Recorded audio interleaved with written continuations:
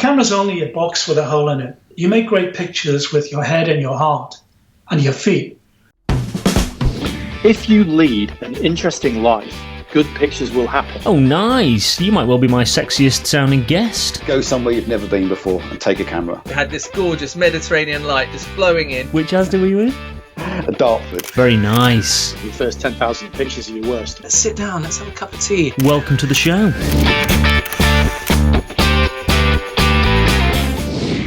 Ladies and gentlemen, a very warm welcome to this week's episode of the Standout Photography Show with me, Matthew Walker, where, as always, it is my honour and privilege to sit down with the finest working photographers in the world to unpack their systems, workflows, and find out what enables them to perform consistently at the very top of their profession. On the show this week, I welcome multi-award-winning photojournalist Mr. Tom Stoddart. That is at Stoddart_photos on Twitter and tomstoddart.com on the World Wide Webs. Stoddart is spelt S-T-O-D-D-A-R-T. Tom is a multi-award-winning photojournalist. He began his photographic career on a local newspaper in his native northeast of England, before moving to London in 1978 to begin working freelance for publications such as the Sunday Times and Time magazine. During a long and varied career, he has witnessed such international events as the war in Lebanon, the fall of the Berlin Wall, the election of President Nelson Mandela, the bloody siege of Sarajevo, and the wars against Saddam Hussein in Iraq. In 1997, Tony Blair gave Tom exclusive behind-the-scenes access to his election campaign as Labour swept to victory after 18 years of Conservative government. And more recently, he documented Prime Minister David Cameron's daily life at number 10 Downing Street. This is episode 13 of the Standout Photography Show, and I have been extremely humbled by some of the wonderful guests that have agreed to come on the show, but none more so than Tom. The things he has witnessed throughout his 50-year-long career as a photographer are truly remarkable, and I cannot thank him enough for agreeing to join me on the show. Throughout our conversation, we discuss learning your trade, his years working on Fleet Street, stripping back equipment and using less in order to create more, creating your style, finding your voice, the journey that led him to capture the fall of the Berlin Wall on the night it fell, we might add, making your own luck, knowing your shit, which I thoroughly enjoyed, photographing Nelson Mandela working inside 10 Downing Street, including his 3 months with Tony Blair, understanding the business of photography, and keeping your copyright. Without further ado, please stop whatever you are doing, turn off any notifications, and if you are serious about your photography, money cannot buy access to the depth of knowledge and experience that Tom has so graciously shared throughout this interview. Please enjoy my conversation with a true gentleman, Mr. Tom Stoddart. Tom Stoddart, it is a real pleasure to say welcome to the show. Thank you for coming on. Thank you. It's a real pleasure to be here, and I'm really looking forward to this, this chat. Good. Well, so am I, because I feel really honoured, actually. You said something in an email the other day that this is your 50th year as a professional photographer. For anyone that is unfamiliar with you and your work as a photographer, how do you describe yourself and your work as a photographer? Pretty much a jack of all trades and master of none would cover it, I think. How would I describe myself? Privileged, lucky to have spent so long, doing something that I love and being able to scratch a living at it. If you're referring to my work, I would say that I've been quite a few things. I've been a local newspaper photographer in my home area. I've been a wedding photographer. I've been a tabloid photographer. I've been a royal photographer. I've been portraits. Above all, I would say I'm a photojournalist. I see my role as telling stories with a camera and kind of illuminating people to things they're probably not lucky enough to go and see for themselves. That's what I would help to do anyway. You've kind of answered a question that I wanted to ask you, and every time I ask this to photographers, I can hear in my head how ambiguous it sounds, but why photography for you? I come from a fishing village, and I don't have the hands to be a fisherman. When I was a kid at school, I was at a secondary modern school, and all my, classmates were going off to work on building sites or the fishing industry. It was time. It was like, I don't know if you've ever seen the program Alvidas and Pet. I have. The Geordie workforce goes off to rebuild Germany, and a lot of my mates were going off to do that. And I kind of took a look at myself and thought, well, I'm not cut out for any of that. So the only thing I was good at school, at a secondary school, was English. And I had this idea that if I could be a reporter, if I could get a job as a reporter, it would be, a very cool thing to do. And I might be okay at that. So what happened was that eventually there was an advert in my local newspaper for an apprentice photographer. And I kind of naively thought, well, if I could get that job, I could move over to be a reporter get the job as a photographer and then move to be a reporter. So I was lucky enough, with the support of my headmaster, to get the job. And I went into this tiny little local newspaper, and I realized that, within a day, I'd never want to be anything else other than a photographer. Even in those days, we're talking, the 70s, that I noticed that reporters didn't ever go anywhere. They sat in the office and they talked to very boring people like county councils and people in the community, and then they just sat and typed the reports up on very old things called typewriters. Whereas from day one, I was charging around the local area, meeting all kinds of people and covering, at that time we called them hatches, matches, and dispatches, and having a fine old time. So I knew I'd never want to be a reporter after the first 2 days. You've mentioned a couple of things there which I'd like to touch on. What were those hatches, matches, and dispatches you called them? What were they? Yeah, well, that's births, weddings, and funerals. Oh, I see. So, the lifeblood of any local newspaper is what goes on in the community.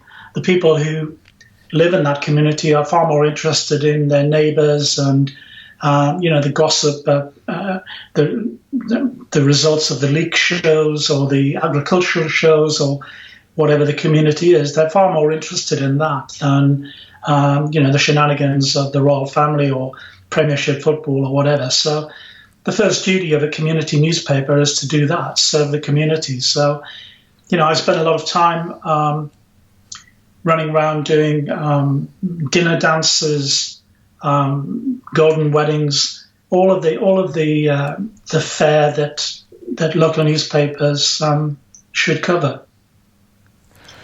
What did you learn in those early days? Because I imagine it's a bit like an actor working in rep theatre almost. You must meet a wide range of people and experience a wide range of things even within that community. What did you learn in those early years? Communication.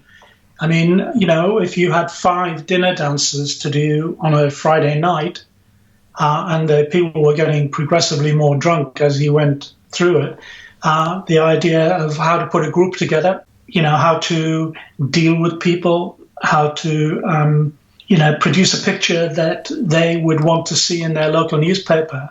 And more importantly, that they might want to buy a print because the editor wanted to sell prints. So it wasn't a case of reportage or anything. It was, can we see all their faces? And can you get 20 in the group instead of 2?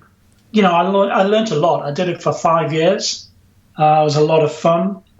And frankly, I probably wouldn't have ever left the area. You became very well known in the area because eventually you would photograph pretty much everybody.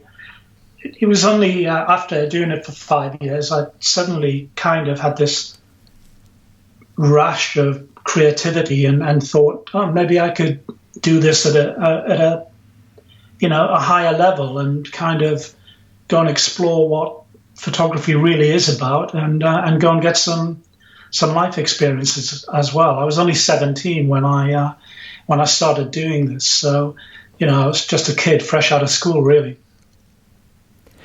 So you were 17 when you started in your local town, and after 5 years, so you're 22 at this point when you've made the decision to take the next step, so to speak. What practical steps did you do in order to seek that next level?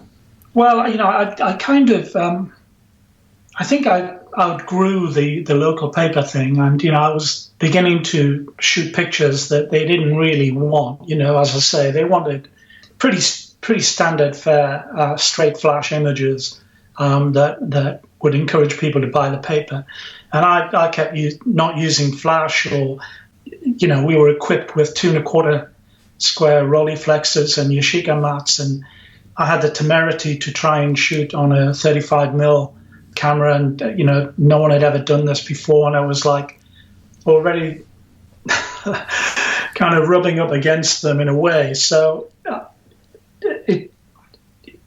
I was ready to move on, and so I applied for a job on a local picture agency in York, and was lucky enough to get the job. And this picture agency supplied photographs to all of the national newspapers and television.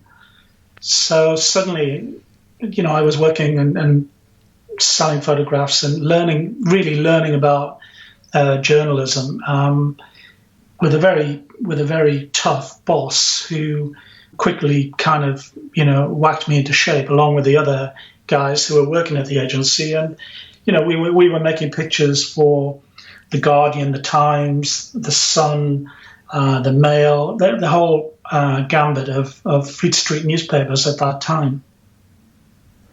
How many years did you spend at that agency in York? I was there 3 years, working for the agency, and I learned pretty much everything from the guy who ran it. Was the boss was called John Pick.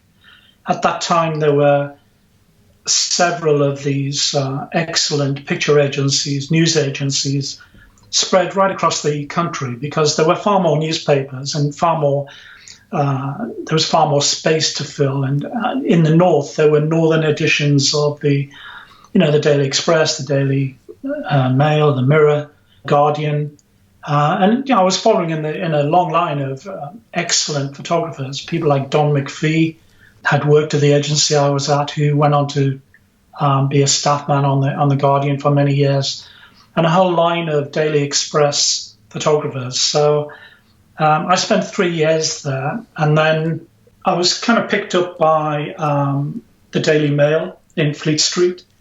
So I went straight from this small agency into Fleet Street at a time when, it was at its most exciting and powerful, and it was quite a culture shock for a lad who'd never been to London, never mind, I'd never been in a newsroom, had no idea what it entailed. So I kind of thought I arrived in Fleet Street, and I thought I was a bit Jack the Lad, because I'd been getting regular photo shows in the northern editions of the papers, and quickly found out that I wasn't Jack the Lad at all, and got some severe lessons from some of the greats who worked in Fleet Street around that time.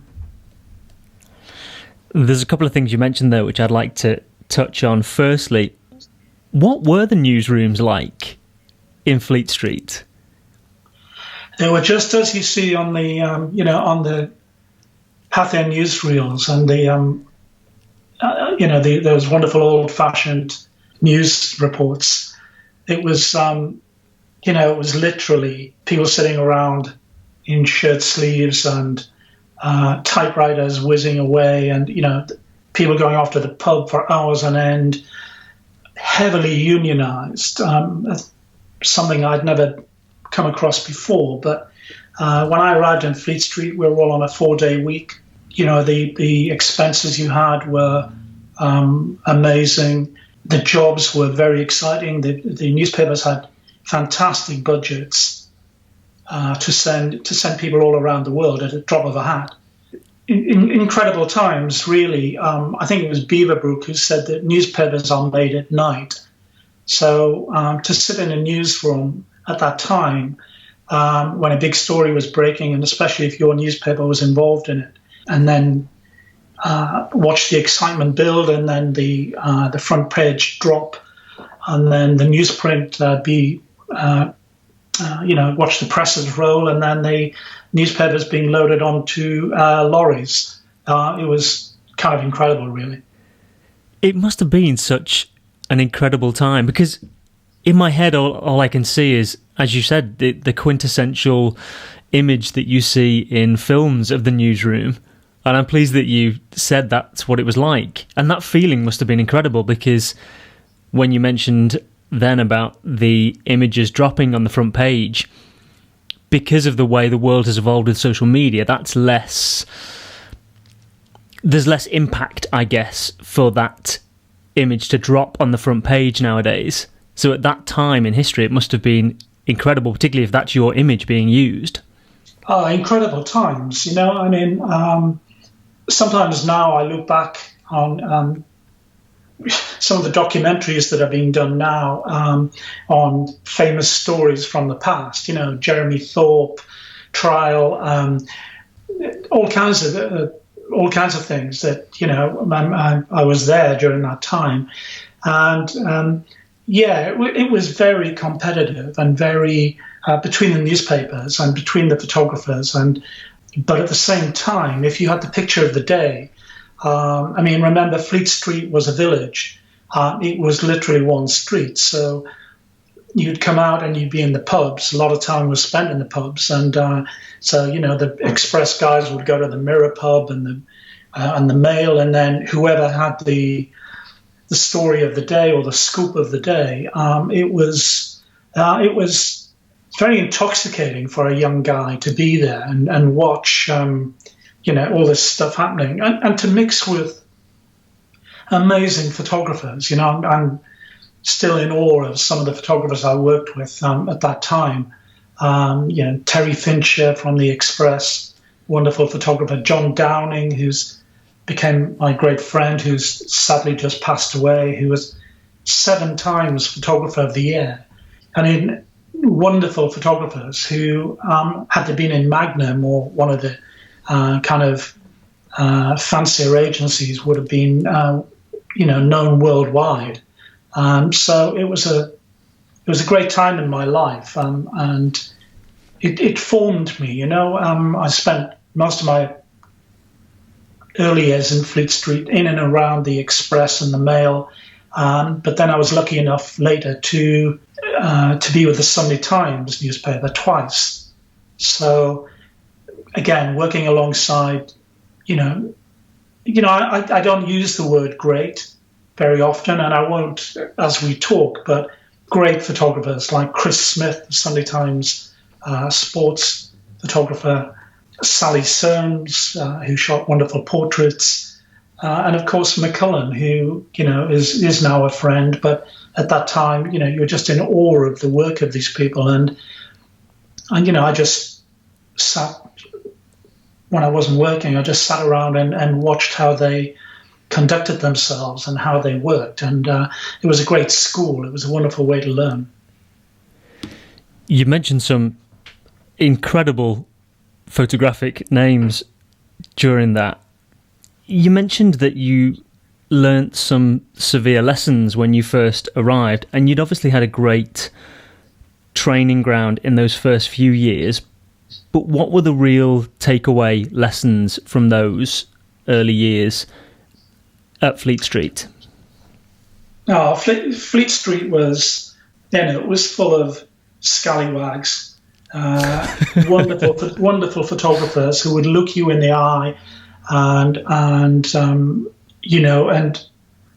distract you, and then make the frame that that everyone wanted, and then destroy the situation.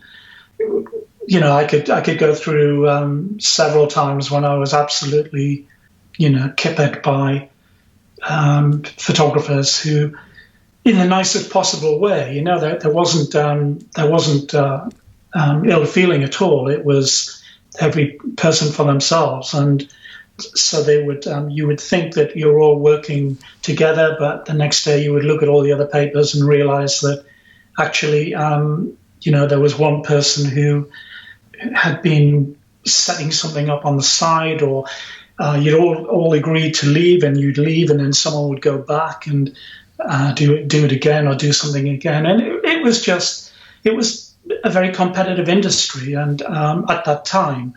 So I learned a lot from these guys, and I also learned that you didn't need to be a nasty, selfish piece of work to do well.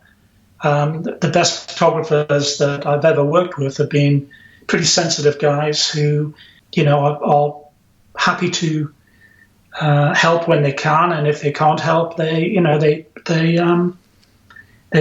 don't try and lead you up a blind alley.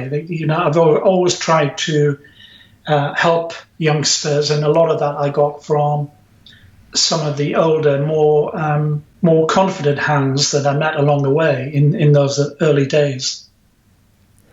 I'm pleased you mentioned that, because I listened to an interview this morning with David Yarrow, and he talked about a time when his camera broke and he was on an assignment, and an Italian photographer handed him his spare camera and said, use that. And he said, actually, some of the best photographers he's worked with are the most generous.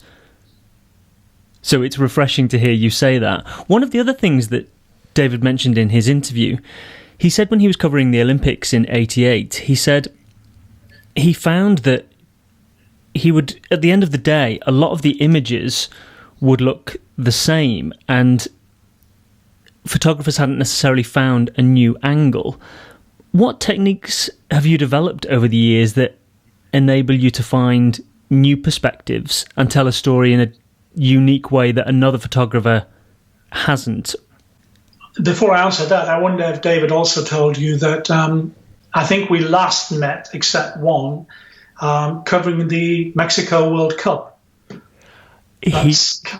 Sorry, a long time before he turned his eye to, what he does now. Oh, I hadn't realised you'd worked with David. Sorry, my apologies. I maybe wasn't clear. I listened to an interview. Sadly, I haven't interviewed him yet, but I hadn't realised. Okay, well, when I say worked, I think a couple of years ago, or about 3 or 4 years ago, we met at the Exposure Festival that's held yearly in Sharjah now.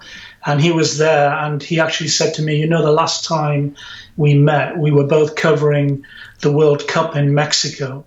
And it just shows you how far you travel, both in visually and in distance, during these careers. So we'd both been covering football, and at the time, I think, if you remember, it was the time when Maradona punched the ball into the net. So we had a good chat about where we'd come from. Him with his amazing kind of black and white environmental stroke animal work, and me doing more conflict based, but again in black and white. So it's always nice to run into people that you meet in the most amazing places.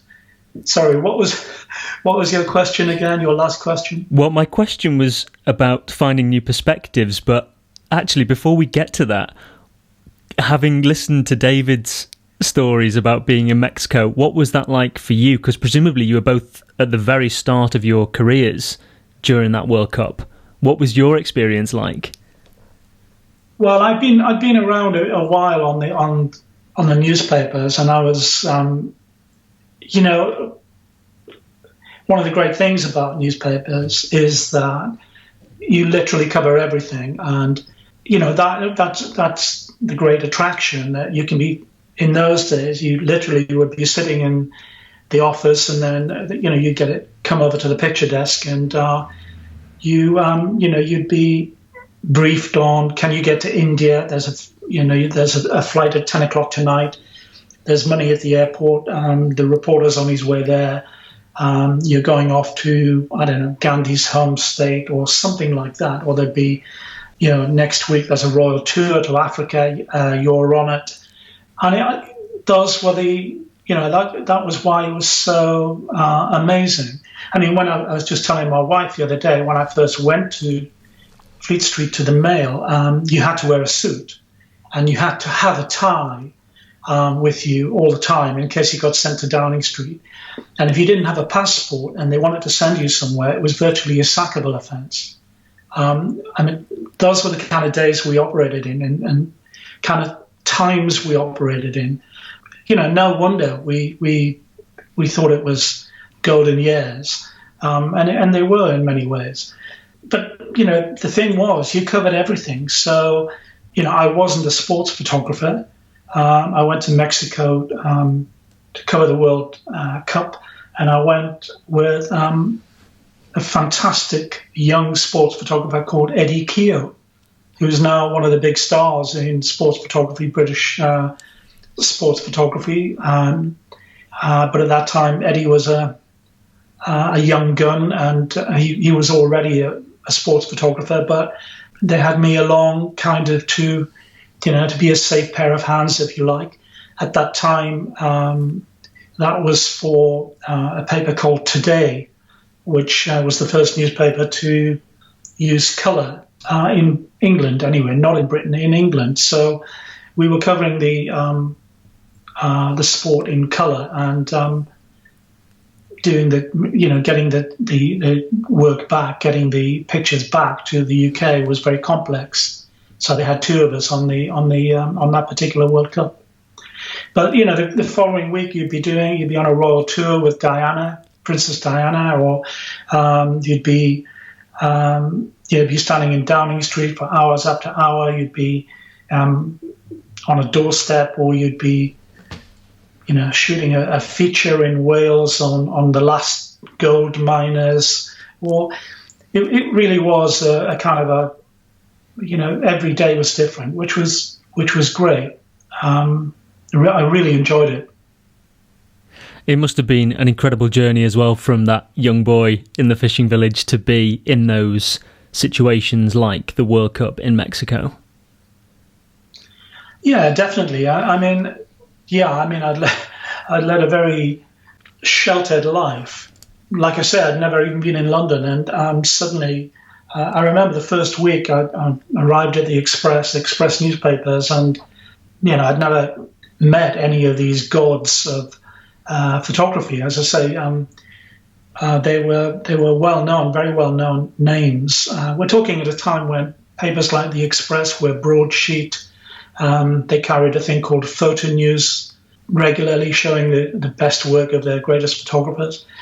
And I remember, as a way of welcome, they called me and said, "Listen, Tom, we want to welcome you here. We're taking you for a meal in the local Italian in Fleet Street." So I was there with all these kind of guys like John Downing and all the rest, Bill Lovelace, famous photographers. And I remember sitting at this table looking along thinking, my word, this is amazing. And then the menu came, and the only thing on the menu that I recognized was steak.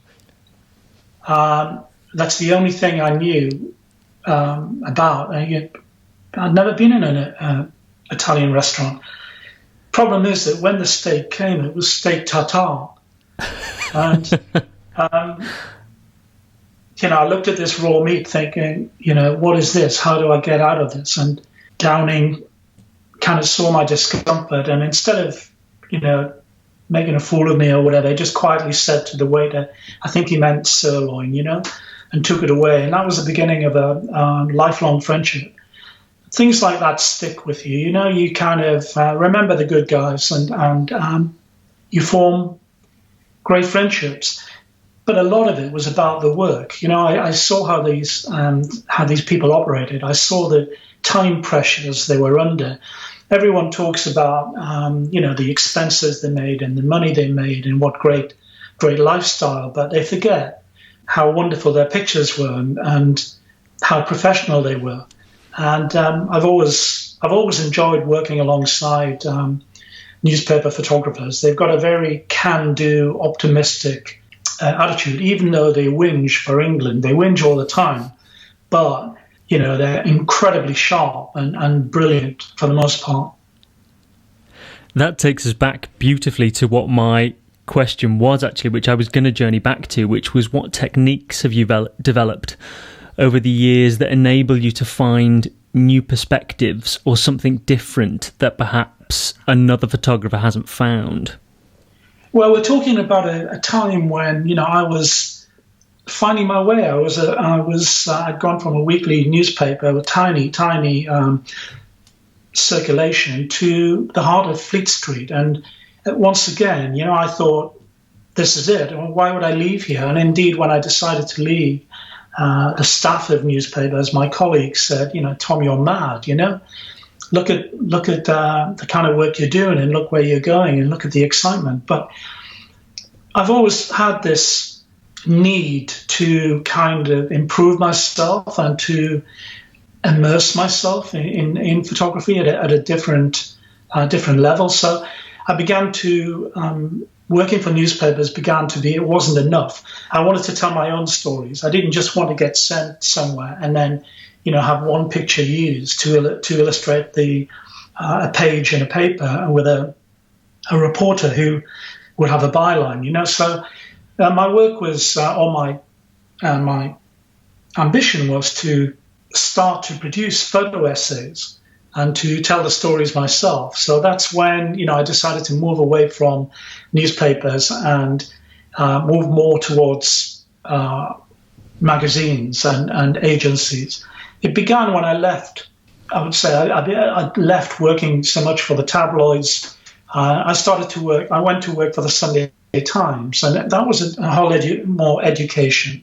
Suddenly I found myself alongside different news values, and also working for one edition a week, and working for a newspaper that had such an amazing visual tradition. I mean, Harry Evans had made this paper one of the great pictorial papers in the world. So once again, I was even though I'd been around in Fleet Street quite a while, I was the new kid in class, watching how it was done, watching how the backbench treated photographs, traveling but on different stories and working more closely with foreign correspondents, many of whom were totally brilliant. And watching people, as I say, like McCullen, come into the office, come into the magazine, and seeing them coming back from amazing, long-term assignments with 50, 60, 70 rolls of film, and then seeing it laid out in the magazine and the newspaper. So it was, I was transformed and transfixed by this way of working. So it didn't take long to I wanted to do the same. I wanted to be a storyteller with a camera. And eventually I left the Sunday Times newspaper, and I joined a very small agency that gave me the freedom to literally work like that. At the same time, I transformed my equipment. I got rid of the zooms and the flashes and all of that. I stripped everything back. I started to use Leicas. I started to use my feet instead of zooms. I started to think a lot more about what I was trying to say. And I found a style. And it's the most important thing, I think, for any photographer, is to have a style and a vision of what you're trying to say. How are you going to do that? How do you, what is a Tom Stoddart picture? What is a Larry Burrows picture? What is a Gilles Perez picture? A Salgado, a Nachtwey? How do you? It always fascinates me that you can have all of those guys in a line, and I've stood in a line with people like Gilles Perez and Salgado and Nachtwey and the Turnley brothers and other great names in photojournalism, Chris Morris. And it always amazes me that you can stand facing pretty much the same scene, and yet everyone will document it in a different way. It's fascinating when you see, you know, how harsh James Nachtwey's pictures are of the scene, and Salgado's will be much more lyrical and poetic, and Gilles Perez will be much more kind of, you know, they'll be shot on a slant, or they'll be much more, they'll be different. And it is, you know, David Turnley's work would be much more gentler. Christopher Morris would be shot more in the style that was useful for Time magazine. And it is fascinating to see how people adapt. But having your own style is crucial, because picture editors, they want a unique eye. They want something that is, they're buying into your vision. They're buying into who you are and how you operate and what you're going to bring back to their magazine. So it's absolutely crucial that you have, you have an identity. How did that stripping back of your equipment develop your style and change the way you look at things? Oh, it's absolutely liberating, you know. The camera companies, they all want to buy you to buy the latest hokey-cokey 10,000 millions of pixels, etc., etc. But the camera's only a box with a hole in it. You make great pictures with your head and your heart and your feet. And when I stripped everything back, I suddenly realized that, I didn't need all this stuff. It's frightening. It's frightening when you strip everything back and you've got two small bodies, two small Leicas with a 35 and a 28 and maybe a 50 and 50 rolls of film. I remember turning up on an advertising job at Heathrow, meeting an art director, and at that time I had a small Billingham bag with two M6s and three lenses and, 50 rolls of film. And she looked at me and said, "Is your assistant bringing all your equipment?" And I said, no, here, it's in here. The blood drained from her face. That's how it is and was in those days. A lot of people, especially in the commercial sector, they have too many assistants, too much equipment, because it's impressive. But it doesn't mean that their pictures are going to be any better, because, as I say, you make pictures from what comes inside you, what's inside you. So when I discovered that and when I embraced it, my work became much more emotional and much more effective. And I began to understand that it was my voice that was important. It wasn't the equipment, or it wasn't me trying to copy other photographers. I mean, I think once you realize that you're not going to be great, once you realize you're not going to be a Larry Burrows or a James Nachtwey or a Salgado, once you know your place, and once you know that that doesn't mean you can't be the very best that you possibly can be.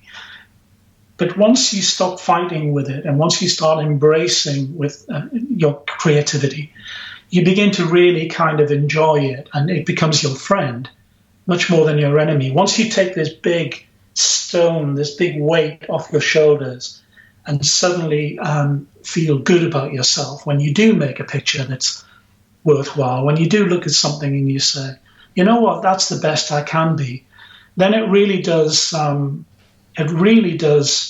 give you the freedom to push your own boundaries. I've got a million questions from everything you've just said then. It's so wonderful to hear you say that stripping stuff back and having less equipment and less choices gave you far more choices. And I spoke with Martin Hartley, who when we spoke the other day, and he said he went on an assignment once and he got the flight times wrong, essentially, and he didn't take all of his equipment with him. and he only had a couple of bodies and a couple of lenses, and he said exactly the same as you. It forced him to make choices that he wouldn't have made otherwise. You also touched on something else then about images, and I read a quote that you said, and correct me if I'm wrong, you've shot 6 key images in your life that you thought, I can't do better than this. Can you remember the images that you were referring to when you said that? Well, if I said 6, I was probably exaggerating. There are times, I think if you've been a photographer for 50 years, heavens above, you should have 3 or 4 pictures that you think, well, that's the best I can do. And as I've referred to, I can't stand standing or listening to photographers using the word great all the time. Great should be reserved for something that is very, very special. And if you, especially within photography, people get carried away with photography. We're not brain surgeons. We're not. It's pretty much a license to, let your ego run wild. And we're very. I wouldn't say it's unimportant, but it's quite a selfish way of making a living. But yeah, I look at 3 or 4 of the pictures I've shot, and I think, that works. But mainly it's because they stand the test of time. I think people know my picture from Sarajevo of the very beautiful woman walking through the war zone, and she just has nailed the idea that she was sending a message to her tormentors, that you will never win. The way she was dressed and her demeanor and the way she is holding herself, the camera caught the moment perfectly, and so that image is still being used today. In fact, I have a book coming out in a few weeks that picture's on the cover, and people, it's the picture that people buy from me whenever they want something uplifting in a conflict zone, something that shows human spirit over adversity. So that picture is one that I don't think I could have bettered. I have an image from inside China of an athlete doing a jump. She's just simply practicing her jumps in a Chinese gymnastics school. And there are bars on the window, which obviously give an impression of, a bird in a gilded cage type impression, which I really, really like. And there's one from the famine in Sudan that is very powerful and very moving, but at the same time, it sometimes makes people feel pretty sad. So there are a few pictures, but by and large, I would say, maybe half a dozen max that I think, I really nailed that and I couldn't do any better. That image that you mentioned that is going onto the front cover of your new book, which we'll come on to talk about a little bit later on, if I'm not mistaken, you went back years later and found that lady.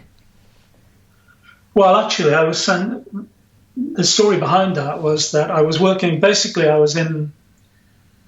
did 4 years on the siege of Sarajevo. So, that was my story. That was my kind of how it was to be besieged in a small space by people who were lobbing grenades and sniping, and people were dying every day. So I was covering the siege, but within that, I was trying to do things that told stories about ordinary people. So I was, at this particular time, I was doing a story about women in the siege. I mean, in incredible times, because at that time women were losing about 20 kilos in weight, as in all these conflicts. And that's why, my book is coming out on the subject, that in any extreme circumstances, it's the women who look after themselves last. They feed their children and their menfolk first. They're the people who show the raw courage in any extreme circumstances. And I was making a story about women in the siege and I was working in this very difficult area. when I saw this vision of beauty walking along, and made a picture. But I shot the picture and then she was gone. I got back to London and the film was developed, and my work was syndicated at that time. And Life magazine wanted to run a double-page spread of this picture, but we had no details. I didn't know who the woman was. I had no name. I didn't know the circumstances. Obviously, there was no way of contacting her. So Life sent me back a few weeks later to find her. So I literally had to, walk around or creep around the area holding a photograph, and until I found her. And her name was Maliha, and I did a story. We did a story on her and where she was going that day, and why she was dressed the way she was. And Life ran the piece. The Sunday Times magazine also did a big piece. Subsequently, over the years, I've visited her twice. So I've been back a couple of times. I photographed her back at the same spot. She's still beautiful. She's still really proud, and now most people in Sarajevo know who she is because the picture's been used a lot in various ways, and the local media have picked up on it many times. So she's very well known in the city.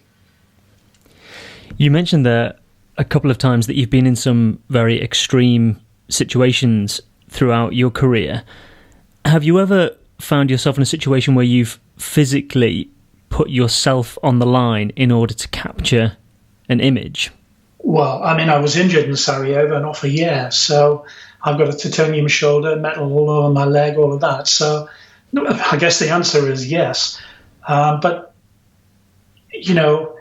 I'm loath to talk about kind of conflict and all of that because I feel there's too much emphasis put on war photography. It's the thing that kind of magazines and everyone wants to talk about, and the real heroes of photojournalism tend to come from that genre. The amount of conflict that I covered quite a lot, but nothing like Larry Burrows or McCullen or the guys who went through Vietnam, etc. But if you put yourself in harm's way, you will get hurt. You will lose colleagues. You will see things that are, that have an impact on you. You'll also test yourself. You'll understand real courage, humanity. You probably start out wanting to be a war photographer, but very quickly turn into an anti-war photographer. And you'll begin to understand a lot about yourself and who you are.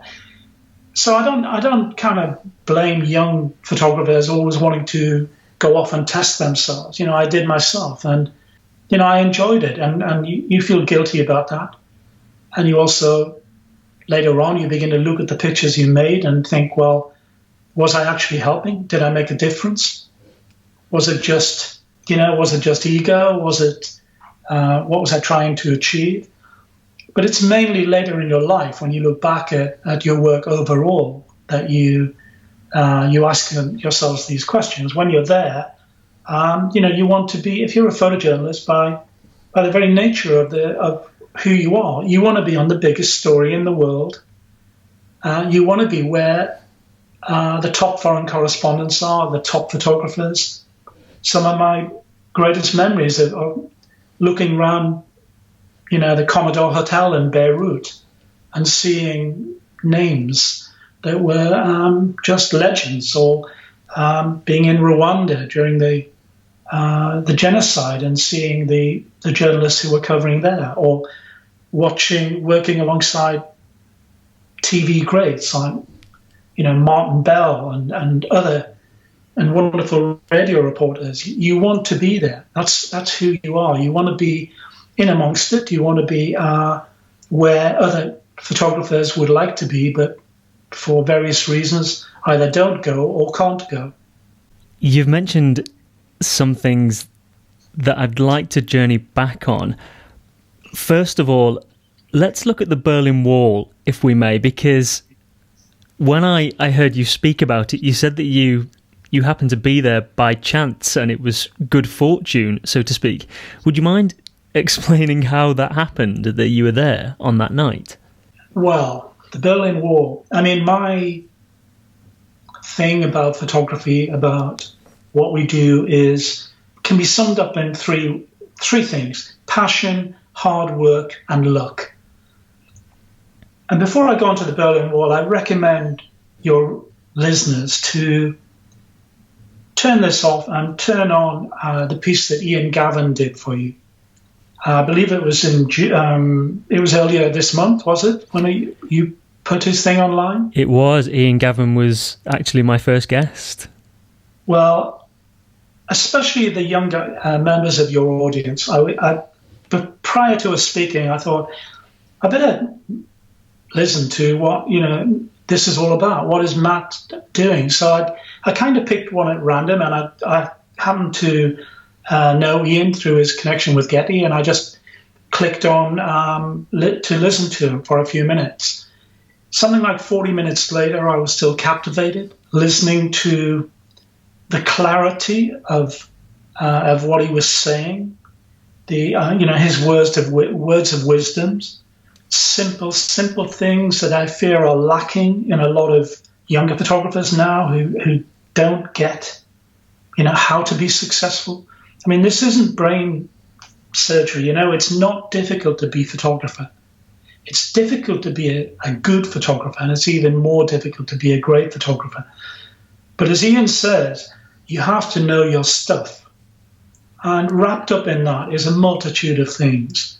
When he talked about, his studying photography, how he studied everything, color processing, how he studied writing, how he even now goes for a walk and takes a camera and challenges himself to make one good picture on his way home from a shop, how he was coached by, quotes, a brutal professor of photography who kept saying to him, this isn't good enough, do it again, do it again, do it again. This is what, in my view, is not around today, because there isn't enough people showing the way, showing the youngsters what it takes to be a good photographer. Instagram and all the rest doesn't critique anything. I mean, if you want to get paid to be a professional photographer, you're going to need to know your shit inside out. If you sit there and try and corner an art director or an advertising creative or, anyone really who you might want to pay you to be for your work, you're not going to go anywhere unless you know the rules. And once you know the rules, you know how to break them. And as I say, I'd really kind of recommend that people listen to that podcast. For me, the word that was relevant, the question you asked about the Berlin Wall, was luck. I'd actually been in East Germany for Time magazine, shooting East Berlin, shooting some political demonstrations. Of course, in those days, you had to fly back to London and ship your film, the transparencies, to New York. And I did that. I came back to London, shipped my film to New York. And then, I just said to my agency picture editor at that time, I think I should go back to Berlin. This was November the 7th, 1989. And he said, well, why? Nothing's going to happen. I said, I don't know. It's just, I'm not doing anything. I might as well be there. He let me do my thing. And so he said, okay. He then called Time magazine and asked them if they wanted to renew my assignment and put me back on assignment. And they said, no, we've done the story for this week. Thanks very much. So I went to the embassy and I got a visa. And I caught a flight in the afternoon of November the 9th, 1989, with my visa. And I remember I was sitting on the flight to Tegel, sitting there minding my own business, and this huge kind of guy came and spoke to me. He said, "Excuse me, are you a journalist?" I said, "Yeah, I'm a photographer." He said, "I'm an Irish journalist and won a little award in Ireland, and my newspaper said I could go on a foreign, and this is it. I'm kind of going to Berlin for a while. Would you mind if I tag along? I've never been, I've never done any foreign stuff." And I said, "Yeah, sure. Just you have to know I'm going straight from the airport to Checkpoint Charlie, and I'm going through into the east before it closes." So he sat down and we had a couple of whiskeys and, talked a bit, and the flight landed. We got in a taxi and heading to the Berlin Wall, and suddenly there's a news flash, and the taxi driver stiffened and said, you'll never imagine this. They're going to open the wall." And when we arrived at the Berlin Wall, there was no one there. We arrived a few minutes later. There was no one there. And then suddenly, people started coming out of their houses. People started congregating at Checkpoint Charlie. Crowds and crowds, people cheering, dancing, singing. And I managed to get between the western sector and the eastern sector, and the gates opened. The border guards were completely stunned. They'd been told, open the checkpoint. These German guards just started stamping passports, and I started photographing people who hadn't been free for years and years as they made their way between the two sectors. And so I photographed the very first people coming through. And then obviously the next morning, the scenes at the first section of the wall. So I was there when the very first section was hauled down by the crowd. And there are times when, you just stand back. That's the beauty of photojournalism. That's the beauty of being an eyewitness. You're there, no one can take it away. It doesn't matter if you've got a camera or you haven't. You stand there and watch these epic events happen right in front of you. And I've been lucky, to be, and that's why I keep going back to the word luck. I was lucky to spend 6 weeks covering Mandela's election. I was lucky to be on the inside of Tony Blair's campaign, not on the outside, on the inside. But you make your own luck. The harder you work, the luckier you get.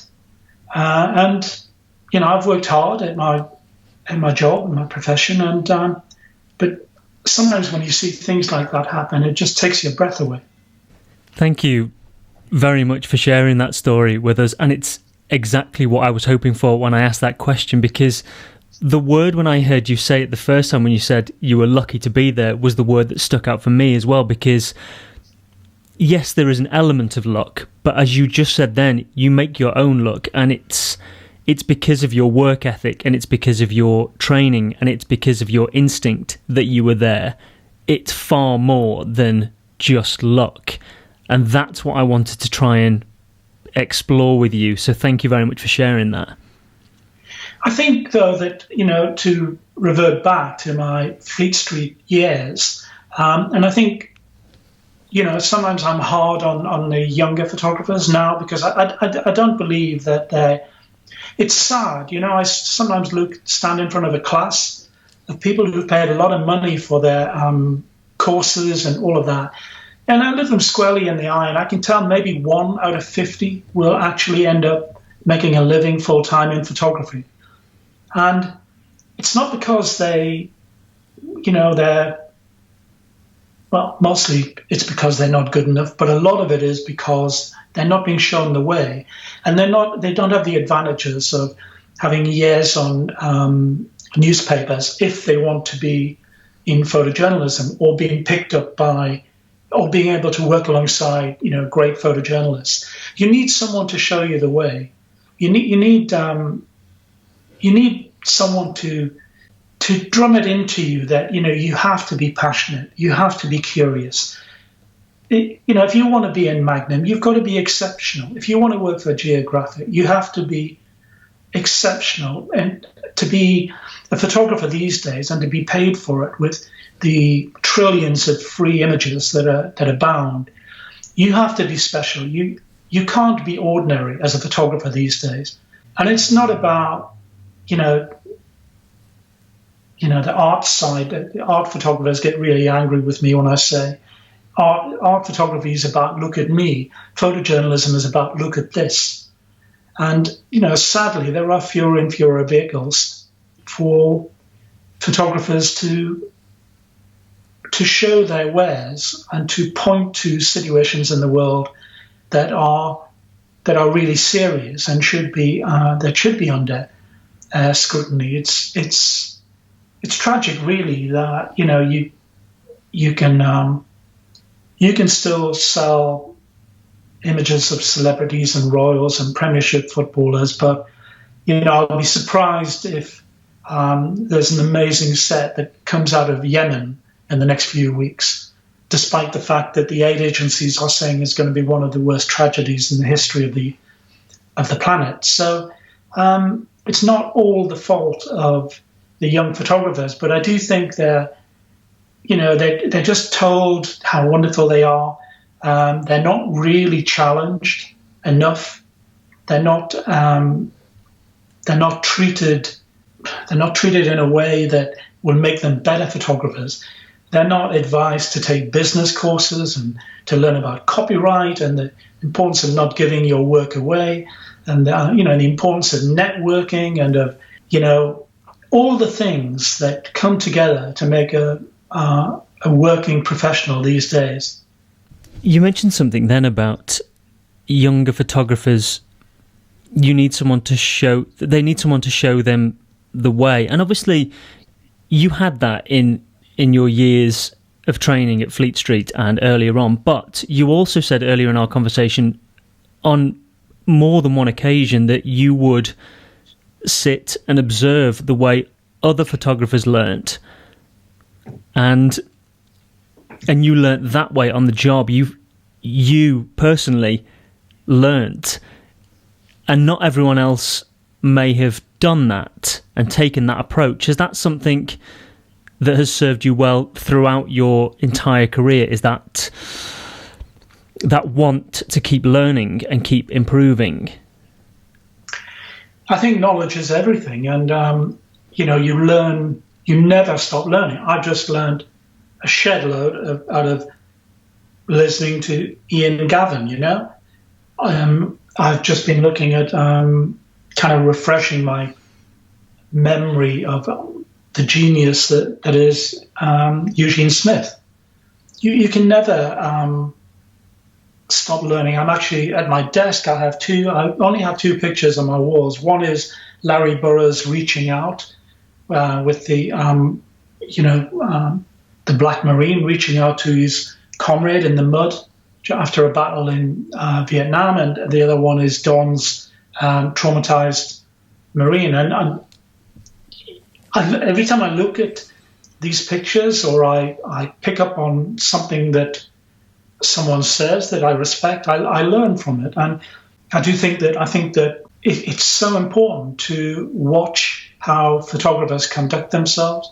Even things like how long it drives me nuts when I see a young photographer with their camera straps too long, or God forbid having a lens suit on a lens cap on, or having it in a bag all wrapped up with a nice leather half pouch. I mean, this stuff is this is your life. You should be able to pick up this piece of steel or plastic or tin or whatever it is, and it should be part of you. You shouldn't be fiddling around and having it hanging down far too long. It should be literally part of your soul. And just little things like that. How do they move? Watch how the best photographers move, how they move quietly. Watch the pretty rare sequence of Bresson stalking someone in a street, and he's like a ballet dancer until he strikes. He's up on his toes, striking with a camera set at 10 feet, 12 feet, whatever. You don't have to just see it. You have to feel it. You're never going to make a great picture if you don't feel it. What is this thing that you're trying to trap in your magic box? And in order to do that, you can't be fiddling around and be the equipment, which is just the same as the equipment, a writer having a pen. This bit of equipment is your way of trapping these amazing moments. So I think it's really important to understand your equipment and to be at one with it. And that goes back to, what Ian says about you have to know stuff. You have to know how everything works. You have to be able to push the boundaries of it. And then you can narrow them down and kind of decide which best fits you. But if you don't know it, then, how can you break the rules? And please, thank you very much for your wonderful compliments about my conversation with Ian. I will link it in the show notes because he's a wonderful photographer, and I loved his work ethic, and it's very similar to yours. Your outlooks are both very similar. Ian talked a lot about doing his research before he goes into a shoot and into a situation. How much will you research something before you go and shoot it? Just to go back to him, I think all good photographers follow the pretty basic thing that he just articulates it so well. Research, I think, if you can, research is crucial. Sometimes, the phone rings and someone will say you have to go now, or certainly in the old days. But if you can research things, it's obviously much better to know everything you can about the subject you're embarking on. It's also, I feel you have to be surprised as well. You can't go in there with, just a ready-made, this is what I'm going to go to, and therefore these are the pictures I'm going to bring back. I do think you have to spend time kind of exploring everything. I mean, the best photojournalism is when a subject tells you something about an event or a project, tells you something that you thought you knew about, but in effect you don't.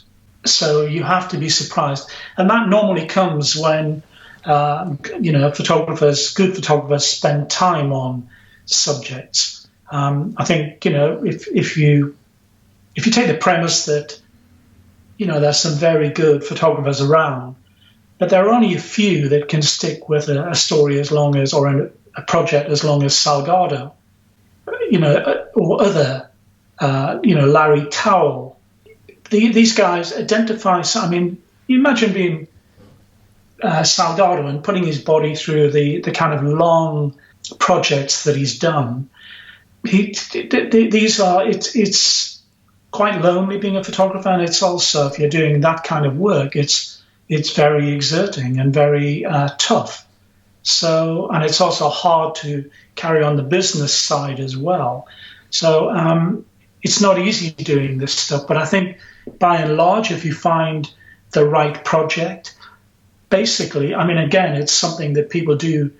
They do too often. They find a superb project that they really like, and they spend a couple of weeks doing it, and then suddenly they're going to make a book or an exhibition. You go, well, what is all that about? Why not spend 5 years and make something like, Mark Power's shipping forecast, something that'll last forever. Or at the moment, there's a wonderful project on the RNLI being done by Jack Lowe, and he's only halfway through it. I think he's done 3 or 4 years so far, photographing every RNLI lifeboat station and crew.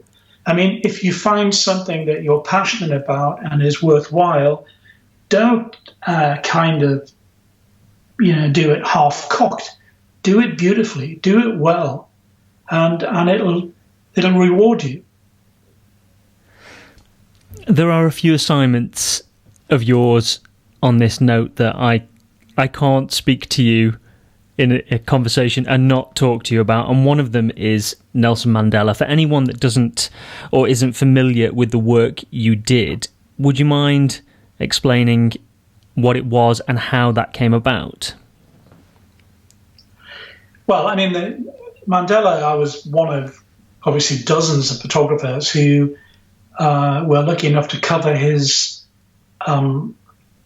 election as his election campaign. I mean, it wasn't so much a campaign; it was more like a coronation tour, because everyone knew he was going to win. But it was election. The election was to anoint him as South Africa's first black president, and I had no special access. I was just covering it along with the others. But you realize that again how lucky we were, all of us, to be on such a historic event. And slightly bizarrely, as the 6-week campaign went on, there were fewer photographers covering it, and 2 or 3 of them were British, most notably Keith Bernstein, and John Downing was there, my friend, and there were others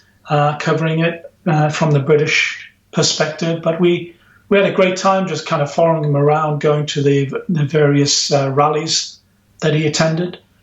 And I think I did okay, but it wasn't by any stretch of imagination the best pictures. Ian Berry was on the assignment as well from Magnum, and I think the best picture I made was at dawn on the day of the election, when election literally dawned, and people lined up, hundreds of thousands of people lined up to vote, and there were long shadows caused by the rising sun. So I think that's the picture that I like best. It symbolized change and freedom for me, and obviously I think it works. So, but it was just an amazing job to be on. You mentioned that some photographers didn't stay for the entire 6 weeks. Was that your choice to stay for the duration? I can't really remember we'd done lots of pre-election or pre-election day stuff, various marches, and there was violence in the townships, and there was there was lots of things. There was the right wing were out in force, trying to bully people, and there was ethnic division. So there was a lot to photograph. But I think certainly the photographers I was working alongside, we weren't going anywhere. We knew it was going to be, and there were some great photographers there as well. I mean, James Natway was there. All the local guys who had been, who formed the Bang Bang Club, who'd been working in South Africa for years, famously working in, South Africa for a long time. They were all there. So there was plenty to photograph. So certainly I wasn't going anywhere. But it just seemed to me that there were fewer photographers there at the end than there were at the beginning. But that might be, the memory of an old man. Well, you may not have had special access, as you put it, with Nelson Mandela, but one of the things you have certainly had special access with is British Prime Ministers, which I'd like to discuss in more depth, if that's okay. This is purely me personally. I love this area of photography, and I think it's maybe because there were some wonderful images when Barack Obama left the White House of him in his everyday life in the White House, and they're fascinating and they're breathtaking, because I think it's the side we don't see of politics. There's a lovely shot of him stood, and I think he's got his foot on the scales and Michelle is weighing herself, and there's another shot the night Osama bin Laden was captured. And you've had this access here in our country with British Prime Ministers. I read a quote that you said with Tony Blair. You spent 3 months with him in 1997, and you said it took 2 years to get in, but once you were in, you were inside, and all the other photographers were outside looking in. How did you get those 3 months with Tony Blair? Well, first of all, you refer to the White House. I mean, Pete Souza did an amazing job during his time as Obama's photographer. The Americans have a long tradition of having everything documented with the incumbent president, but of course we have never had that. And in 1997, 1995, I first approached Blair and his people about, well, look, how about giving me exclusive access to document this amazing time? Once again, there'd been 18 years of conservative rule. And I thought it was important of course, I thought it was more than important. If I could get in, it would be give me great access to a great exclusive. I mean, again, my thing is, ideas are the lifeblood. This comes back to my training with the little agency in New York. If you're curious and you work hard and you have ideas, you'll never starve. But if you just sit there waiting to be spoon-fed things, you're never going to, progress. So I have a lot of ideas that I just throw out there all the time. Well, a good 9.9% of them never go anywhere. But this one, it was a new broom. It was a new way of thinking in Downing Street. Prior to them getting into Downing Street, they were open to listen. I did all the things that potential prime ministers like. I showed them pictures from the great Kennedy years. I said, you could look like this if you let me shoot this in black and white. All the rules are off. You've got to, if you haven't got a big organization behind you, the only thing you can do is try and appeal to their vanity or be useful. They're never going to give you access because they like you. There's no room for that. They don't have room. They don't have the, they don't have a reason to have you there. Oh, let's just invite someone along. He's a nice guy. You need to be valuable to them. So first you have to understand that. And so, I presented them with lots of Life magazine spreads and spreads from the Kennedy years and showing them those famous essays. And to be fair, they hummed and hawed, and they had never been anyone get that much access. And they said yes. And, I spent 3 months totally on the inside. So that meant I sat on, all the planning meetings, all the private stuff, all the things that was confidential, obviously. I was sworn to secrecy, and it's not my job as a photographer to, my thing was to make hopefully historic pictures of a historic time. And, whether the pictures were good actually didn't really matter. For me, it was, I'm on the inside and there are hundreds of photographers on the outside. So we would come out and get into the, Tony Blair's coach, and I'd be looking out the window, and there'd be the guys from The Guardian and The Times and the tabloids and everyone with their noses pressed up against the window.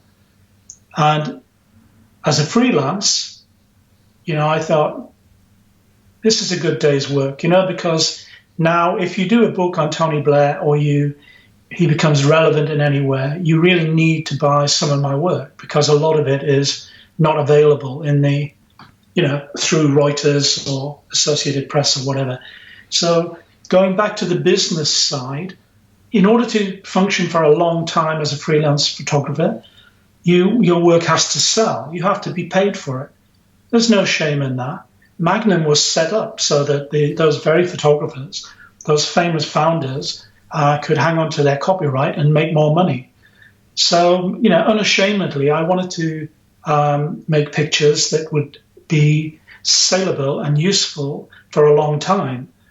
And of course, at that time, I had no idea, or no one had any idea of the kind of prime minister that Tony Blair would become and how controversial he would become. So, my work is still being used a lot in books, various books and papers that are done on him.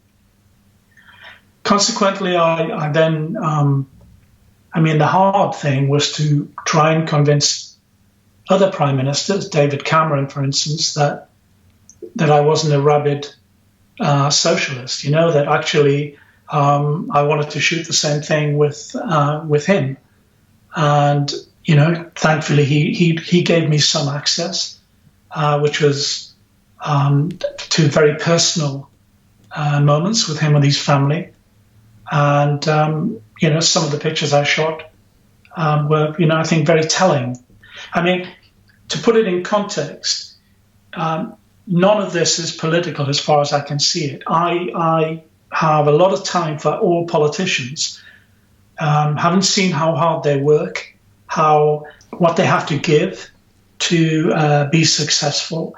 Having covered Thatcher's elections, having covered even Michael Foot when he was being derided by the media. This amazing intellectual but shambling old man who was, pretty much destroyed by the media, having been at the Sheffield rally when Neil Kinnock blew his election chances. Politics has always fascinated me, but it's not my business to take sides. I just think they're a fascinating species. And why would you do it? It always ends in tears, always. And you think, why would you do that? Why would you put yourself through that? And it's something that always fascinates me. So, it's been interesting to cover those guys. Now it's a different ball game, different politicians. I'm not doing that kind of stuff. And there are other photographers who are in position to make pictures. Hopefully they're making some that are equally historic, but I'm kind of still waiting for, certainly on Trump, there's been nothing that shows him as the kind of person that he is. With Boris, you get the clown, the Joker, the clown prince, which I guess is what he wants to show. But, we're yet to see pictures of him in hospital, despite with the COVID virus, despite him saying how wonderful his foreign nurses, his carers were. I'd like to have seen something on that, something that showed him in a bit more of a vulnerable state. But I don't think we'll ever see images from that. You were obviously in a very unique position, particularly with Tony Blair in those 3 months. And you said then that you would leave Downing Street and you'd be in the car with Tony Blair and all the other photographers are looking at you. And I guess I want to journey back to what we were saying earlier about being at the Berlin Wall. It's you carving your own path. Other photographers could have stood on the sidelines and said, wow, Tom is really lucky to be in that position. But it's more than luck. It's you putting yourself out there and finding the work. It's more than luck. That's exactly what I mean. It's some people, totally. It's not where I go very often, but when people, to be a freelance at a good level, you need an inner core. You need some steel. The hardest thing about being a freelance photojournalist is when you don't have a Life magazine behind you and you have no assignments, the hardest thing is to swing your legs over the bed in the morning when everybody is telling you don't go. When there's been an earthquake or there's been an AIDS problem that no one wants you to cover, when even your own agency picture editors are saying, why are you going on this? Why are you wasting your money? You need an inner sense of I have to go, and you need some steel. It isn't just about being the genial Geordie and all of that. You need to kind of have something about you that demands that you go. And many times you go and you waste your money and no one's interested, and you come back with your tail between your legs. But at least you went. You're not sitting in an office or sitting at home watching television or whatever. And if you're gonna be a photojournalist, you have to go and put yourself in interesting positions, and then if you're any good, you'll shoot some interesting frames. And then people will want to see them, and they'll want to maybe send you back or give you an assignment, but it's non-stop. Even now, I'm not working. I haven't worked during this pandemic, but I'm listening to the news all the time. I'm listening to what's going on, and I'm looking at things and thinking about what's possible, what's not possible.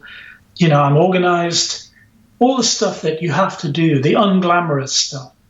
But above all, you're still curious. You're still thinking about the world we live in. If you're not thinking 24/7 about photojournalism and what it takes to be a photojournalist, then it's just not going to happen. End of. The other thing which you mentioned, which I'd like to explore a little bit further, is the business side of it. Because I think, and you mentioned it earlier, it's one of the things that many photographers I've spoken to, not necessarily for this podcast, but just in general, struggle with the business side. If it's not too personal, you mentioned images such as Tony Blair's, and you knew that they would financially be successful for you down the line. How do you sell those images today? Are they direct through you, or is that through an agency that you're with? I work with, that it's really important. The business side is really important. There is no point, and I'm only talking about photojournalism here, because I don't, really understand. I understand that photography generally is really under the cosh, where the wedding photographers are struggling and have been totally wiped out with COVID.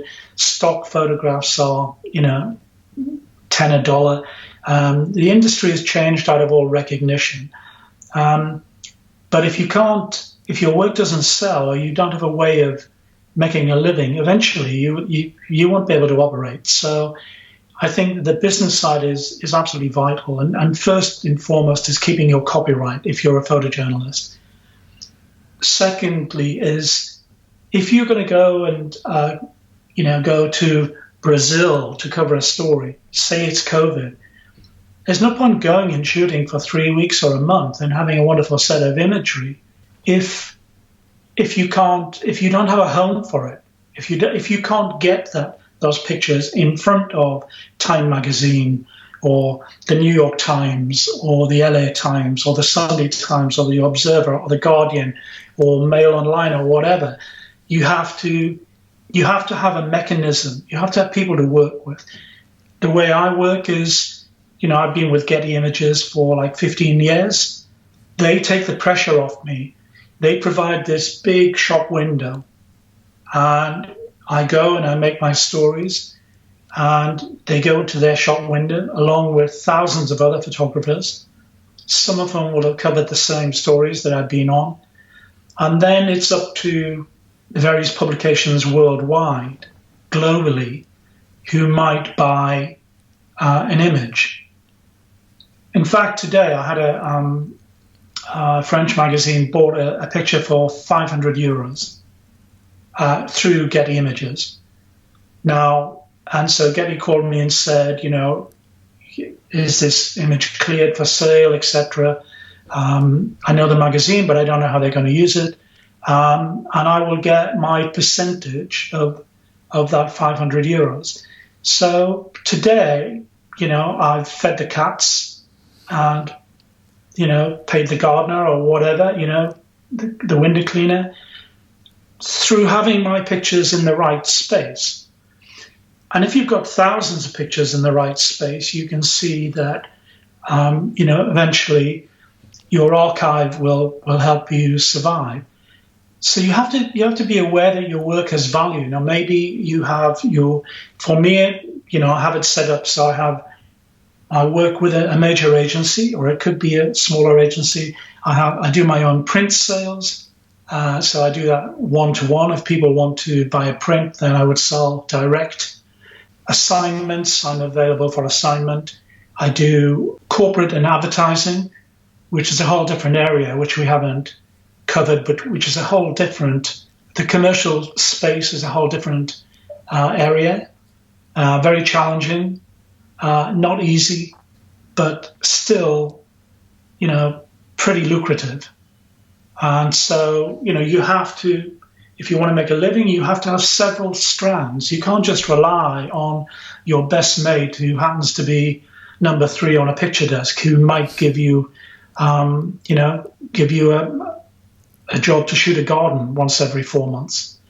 That's what I mean about being organized and to understand that your work has value. Well, speaking of your work, and I said we would come on to speak about it a bit later on, is the book that you have coming out later this year, which is called, or titled, should I say, Extraordinary Women. Would you mind explaining what that book is and where the idea came from to publish it? Sure. The idea of Extraordinary Women is, I kind of touched on it earlier, that every major, not even major, but certainly every extreme situation I've been in, it's women who turn and put their shoulder to the wheel whenever times get really tough. It's the women who look after their families, who feed them, then menfolk and their children first and themselves last. It's the, I think in a nutshell, Eleanor Roosevelt said that it's only, let me get this right. In a nutshell, women are like tea bags. It's only when they're in hot water that you see how strong they are. And so I wanted to put a book together of images that I've shot throughout the years of women that I've photographed in a photojournalistic style that I've kind of met along the way during on assignments. And I was lucky enough to get a publisher, ACC Art Books, and I'm working with Iconic Images and Getty Images to put this together. So hopefully, I think it's something I'm going to be proud of, because it basically pays homage to the role of women in extreme circumstances. It's always been, a privilege to see how people conduct themselves in these, in pandemics and earthquakes and conflict zones and politically. So it was just a chance. We had the idea to put together a book, and I haven't seen it yet. It's not been printed, but I'm excited to see it, and I hope people, take out of it, they take from it what it is, which is taking my hat off to, to the women in my pictures that I've photographed over the years. I should say, and I haven't actually disclosed this yet, that one of the things I'm really happy about, proud about, is that Angelina Jolie has written the foreword for this. So thank you to her. And, I've worked with her before on her humanitarian projects. And, I'm very grateful for her to put pen to paper and write the foreword for this book. Congratulations on both the book and the foreword. How did you mentioned then that you'd worked with Angelina Jolie. How did you approach her about writing the foreword? Well, I think I've referred before about ideas. Try again. Always think, if someone tells you you can't do something, you've got to question why and say, well, why not? Why not try? This person can only say no. And, in her particular case, I've seen her work. I've seen her humanitarian work. And, I have a lot of time for people like that who try and give back. So, I approached her and thankfully she said yes. But it runs through everything that I've said before. If you're desperate to be a National Geographic photographer, don't just take it when someone says that's impossible, you'll never do that. Anything is possible, especially in photography. But you have to be prepared to work and be prepared to sacrifice and be prepared to have a lot of knockbacks along the way. But when it goes well, it's really the best job in the world.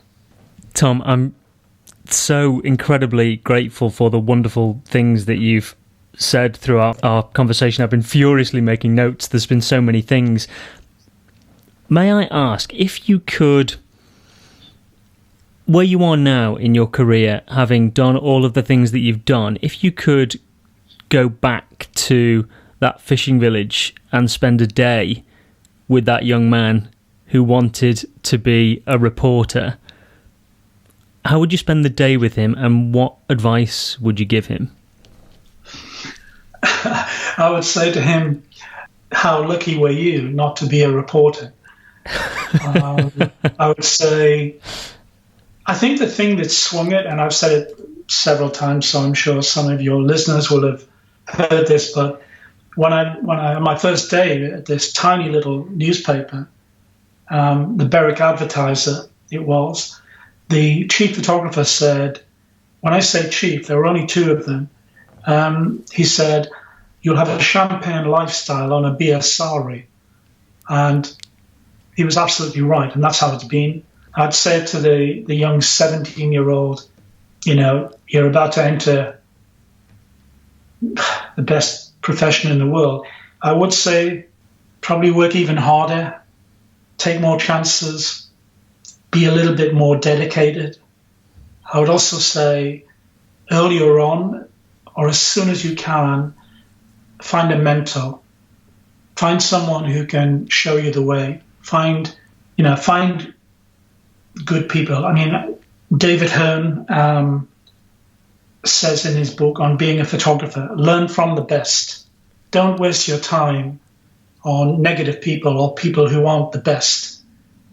Find people who really know what they're talking about and listen to them and learn from them. Because, in my time, I've had such a wonderful time that sometimes I feel I was having such a good time that I didn't apply the basics often enough, which, it's fine to look back, but I wish I'd had someone to teach me earlier on.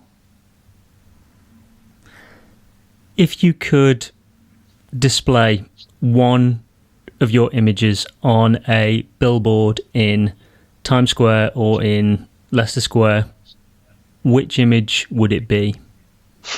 Probably the next one, but that's probably going to be a while now. I mean, I think that's interesting.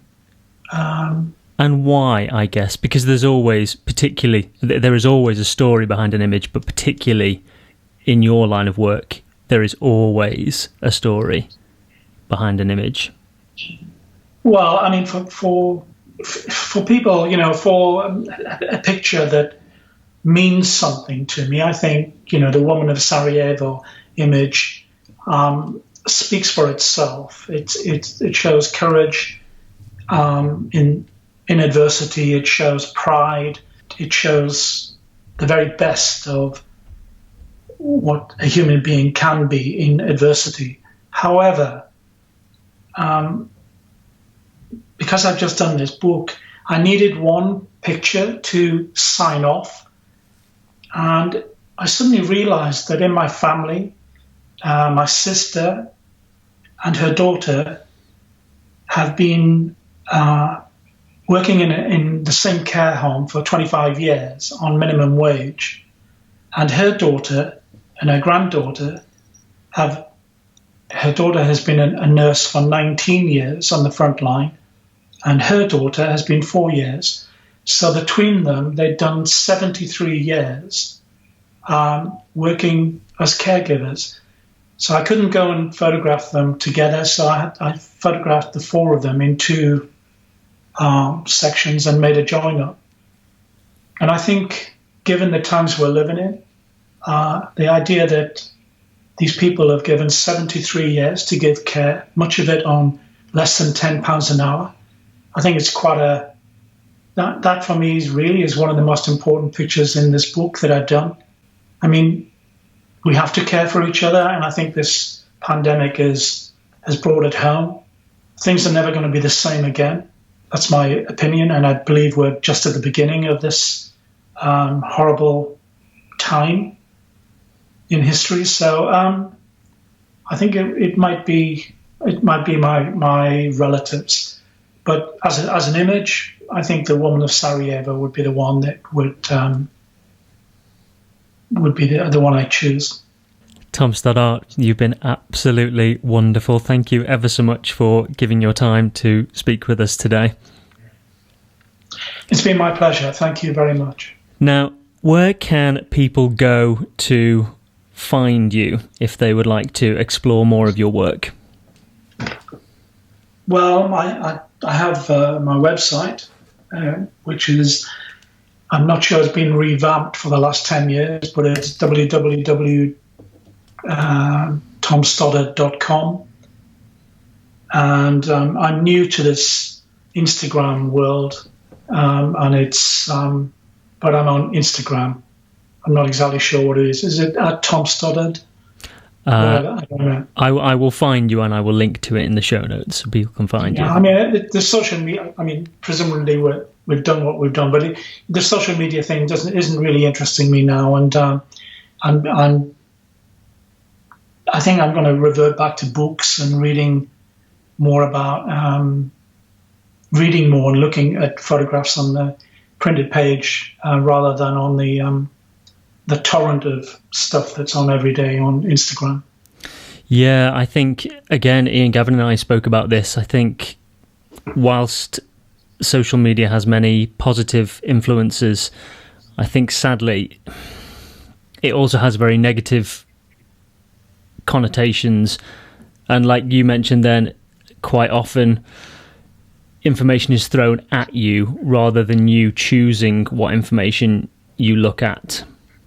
And I agree with you. I think going back to books and finding information that you want to look at rather than stuff being thrown at you is far more important. I think so. It's like a waterfall every time you go on, and yeah, there's, there are lots of people I respect on there who I've obviously known a long time in there. And I think Ian referred to it that, he went full on, didn't he, at it? And it takes a while to kind of think, well, what am I getting out of this?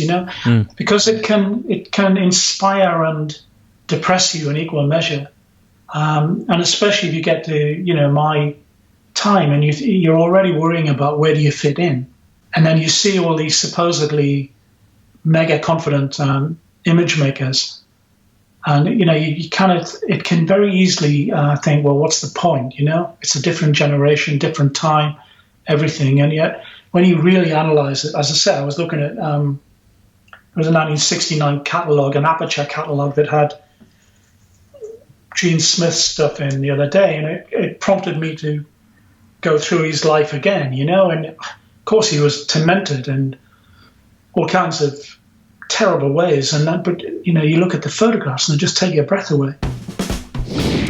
That was my conversation with the wonderful Tom Stoddart. I cannot thank Tom enough for being so generous with his time, knowledge and experience, and I hope you enjoyed listening to him as much as I enjoyed speaking with him. He is an absolute gentleman, and I really hope we are able to get him on the show for a follow-up at some point in the future. If you did enjoy my conversation with Tom and you are enjoying the Standout Photography Show, please support the show with your words, not your wallets. It takes less than 30 seconds to leave a review on Apple Podcasts or wherever you are listening now, but it does make a huge difference securing the highest achieving photographers in the world with very busy schedules. And don't forget, if you have a question for one of our photographers, you can now call us on 0207 459 4295. That is 0207 459 4295. Leave a message and we will feature your question on an upcoming episode. For now, thank you as always for joining me. I've been Matthew Walker, he has been Tom Stoddart, and you have been sensational. Thank you as always. Until next time, take care.